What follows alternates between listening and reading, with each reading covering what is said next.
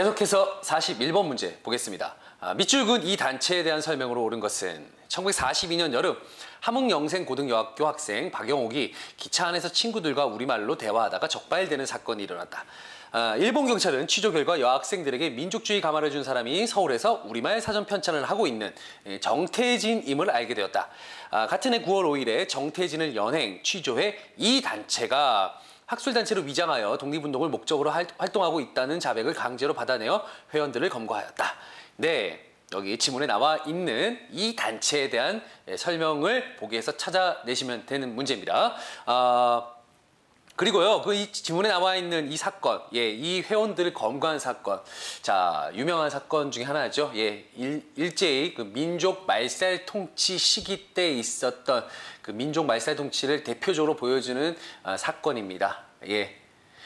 조선어 학회 사건이죠. 조선어 학회 사건. 이게 이제 1942년도에 있었거든요.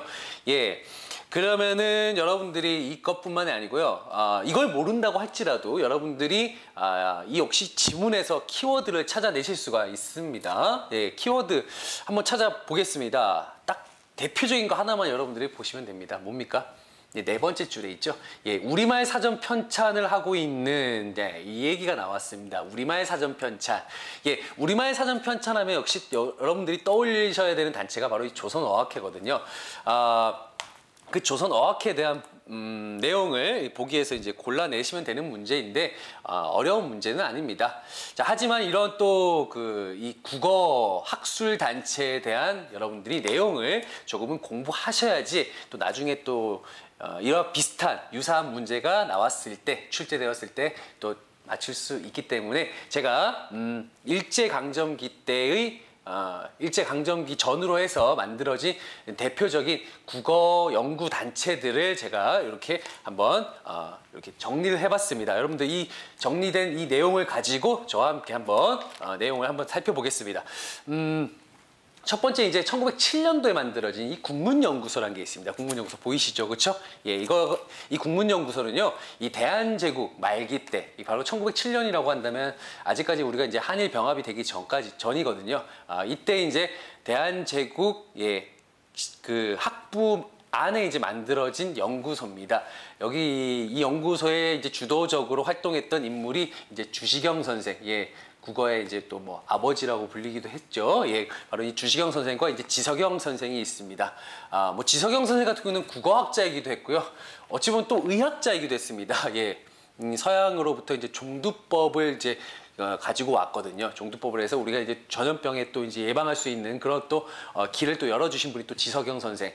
그래서 이제 이런 다양한 활동들을 했던 인물들을 여러분들이 또 이렇게 아셔야 된다는 걸 제가 또 이렇게 말씀을 드리는 겁니다. 자, 국문연구에서 이제 주도적으로 했던 것들은 이제 국문연구의정안이라는 걸 제정했다라는 거. 요게 이제 가장 특징적인 거라고 보시면 되겠습니다. 뭐 국문의 정리와 뭐 국어의 뭐 새로운 이해 체계를 확립했다. 뭐 이런 내용들인데 사실 이제 국문연구소 같은 경우는 이 국어연구단체에서 그리고 우리 한국사 능력 검정시험에서 그렇게 자주 출제되는 문제는 아닙니다. 거의 뭐 출제 빈도가 아주 적다로 이제 좀 보시면 되겠습니다. 그러면은 이 국어연구단체에서 가장 많이 출제되는 그 단체가 무엇이냐? 바로 이제 이 지문에 나와 있는 이제 조선어학회인데요. 그 조선어학회의 이제 전신이라고 할 수 있는 조선어 연구회도 한번 또 살펴보고 가겠습니다. 자, 조선어 연구회는요. 1921년도 일제히 문화통치 시기 때 만들어진 대표적인 또 국어 연구 단체입니다. 이것은 이 조선어 연구회는 국문연구소를 계승을 했습니다. 계승을 하고요. 한글을 보급합니다. 한글을 보급합니다. 자, 그리고 무엇을 제정했냐면요. 각야날. 우리가 이제 한글 할 때 이제 뭐 각야, 거교, 고교, 구규 뭐 이렇게 하지 않습니까? 그걸 이제 각야날이라 그래가지고요. 1926년도에 각야날을 제정합니다. 2년 뒤에는 그 이름이 한글날로 이제 바뀌어지게 되죠.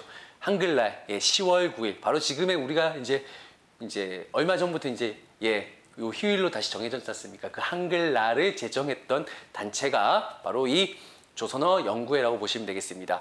자, 여기에 더해서 여기 제가 이렇게 정리하는 거는 정리한 부분에서 적어 놓지는 않았지만 예, 한글이라고 하는 잡지를 창간했다라고 이렇게 옆에 좀 같이 여러분들이 또 봐두시면 되겠습니다. 예, 조선어 연구회에서 무엇을 한글이라고 하는 잡지를 창간을 했다라고 보시면 됩니다. 예, 창간입니다. 창간. 자, 여기서 이제 제가 조선 어학회 이제 다음에 바로 이제 설명드릴 텐데요. 잡지라고 하는 한글이라고 하는 잡지를 가끔씩 이제 지문에 이제 등장시키거든요. 문제 출제할 때요. 그때 이제 그 한글이라고 하는 잡지와 관련된 단체를 고르는 건데 그때 이제 뭐 조선어 연구회가 정답이 될 수도 있고 조선 어학회가 정답이 될 수도 있는데 잡지라는 한글이라고 하는 한글이라고 하는 잡지와 관련된 단체는요. 조선 연구에도 거기 관련돼 있지만 조선 어학회도 관련돼 있다는 걸 여러분들 꼭 아시기 바랍니다. 물론 조선어 연구회에서 한글이라고 하는 잡지를 창간은 했습니다만은 이게 중간에 이제 일제의 어떤 그런 방해로 이제 중단이 되거든요. 예, 중단이 됐다가 다시 조선어학회에 의해서 1932년도에 다시 속간이 됩니다. 속간이라는 거 아시죠? 중단되었다가 다시 발행한다라는 뜻을 갖고 있거든요. 속간을 하게 됩니다. 그래서 이제 한글이라고 하는 잡지는 조선어 연구회가 창간을 했지만 조선어 연구회와 조선어학회가 같이 관련이 돼 있다. 이렇게 보시면 되겠습니다. 자, 그리고 사실 그리고 조선어학회 같은 경우는요. 바로 이어서 하겠습니다.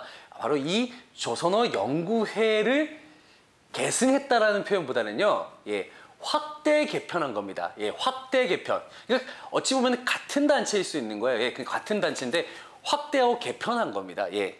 거기가 거의 같이 연결선상에서 이렇게 봐두시는 게 여러분들이 공부하시기에 편하다고 생각됩니다. 저는요.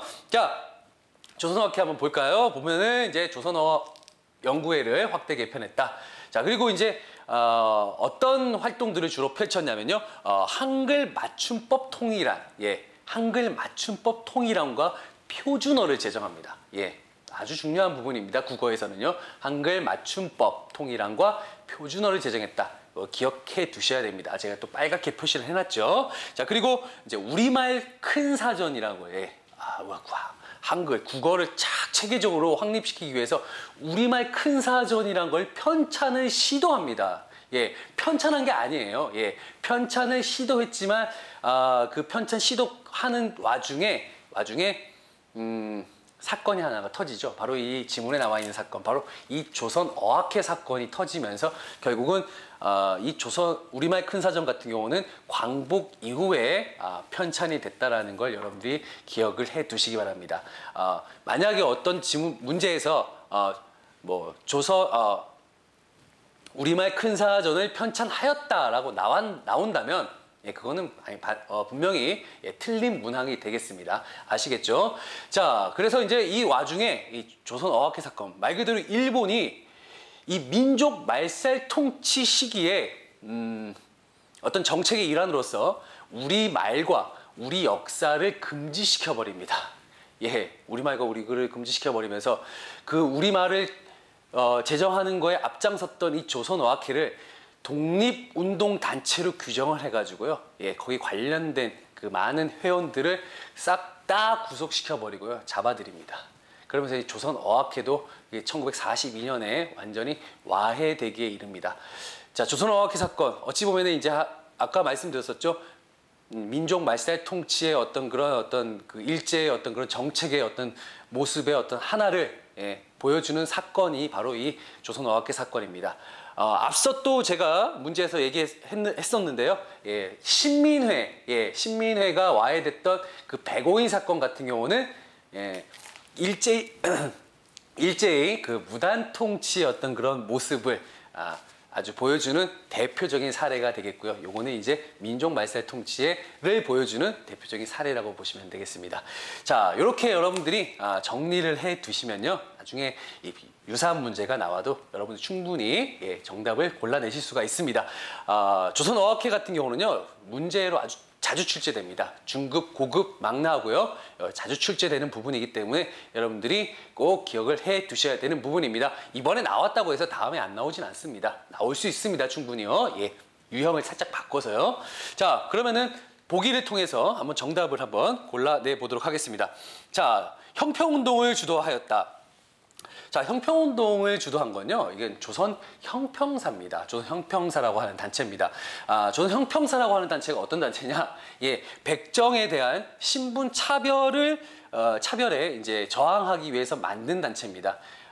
백정이라고 하면 여러분들이 우리가 조선시대 때 이제 천민이었지 않습니까? 예, 그 소, 돼지 이제 잡는 도살업자들을 우리가 흔히 백정이라고 했는데, 이게 1894년도 갑오개혁으로 네, 신분제가 폐지가 됐음에도 불구하고 여전히 그 주민등록상에는 예, 백정이라 뭐 천민 이런 표시는 없었지만은 백정이라는 표시를 항상 있었습니다. 직업란에.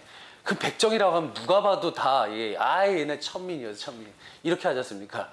그러다 보니까 그게 일제 강점기가 돼도 그 차별이 여전해지는 거예요. 그리고 여전하니까 이제 1920년대 이제 이 백정들이 네, 그 차별에 항거하기 위해서 자기까지는 그래도 그런 차별을 받겠는데 자기네 자식들까지도 계속해서 그런 똑같은 차별을 또 계속 받으니까 이거 안 되겠다 해서 이제 진주에서 이제 만든 단체가 바로 조선 형평사입니다. 예, 알아두시기 바랍니다. 자, 2번 밀립대학 설립을 추진하였다.